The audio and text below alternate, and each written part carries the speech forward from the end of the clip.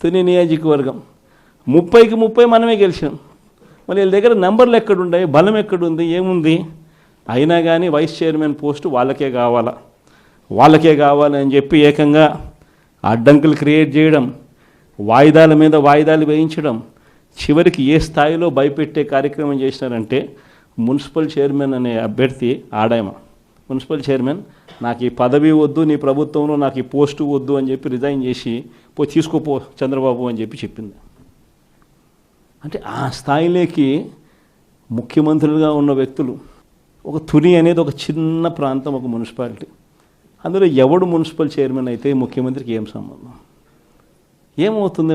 నువ్వే ముఖ్యమంత్రి స్థానంలో ఉండవు, తునికి ఎమ్మెల్యే కూడా మళ్ళా మీవాడే, ఏం తేడా పడుతుంది? అయినా కూడా ఇది పరిస్థితి.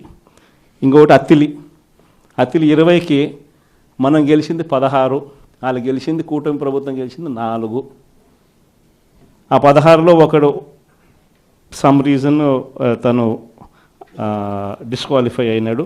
అంటే 15 మనకు, 4 వాళ్లకు. మరి ఎన్నికలు మనమే గెలవాలి కదా. అందరూ మన దగ్గరనే ఉండరు, వాళ్ళ దగ్గర కేవలం ఉండేది ఈ నలుగురికి తోడు ఇంకొకడు ఎక్స్ట్రా పోయినాడు, 5 మంది. మిగిలిన వాళ్ళంతా మన దగ్గరే ఉండరు. ఇక్కడ ఎన్నిక జరపరు, ఎన్నిక వాయిదా మీద వాయిదా, పోస్ట్పోన్మెంట్. ఎందుకంటే నెంబర్లు లేవు. ఇది జరుగుతూ ఉంది రాష్ట్రంలో. ఇలాంటి పరిస్థితుల మధ్య, ఇంతటి దారుణమైన రాజకీయ వ్యవస్థల మధ్య మీ ప్రాంతాలలో జరుగుతూ ఉన్నా కూడా ఇది పెద్దవి మాత్రమే చెప్పా. బహుశా మీ ప్రతి చోట కూడా ఇలాంటి ఘటనలు చాలా జరిగే ఉంటాయి. అయినా కూడా మీరంతా కూడా గట్టిగా నిలబడిన పరిస్థితులే మనం అంతా కూడా చూస్తూ ఉన్నాం. మరీ ముఖ్యంగా కొన్ని చోట్లయితే ఆశ్చర్యకరమైన విషయం ఏంటంటే ఆడోళ్ళు మరీ ఎస్పెషలీ చాలా గట్టిగా నిలబడిన వాళ్ళు ఎవరన్నా అంటే నా చెల్లెమ్మలు, నా అక్క చెల్లెమ్మలు అని చెప్పి గర్వంగా చెప్తా.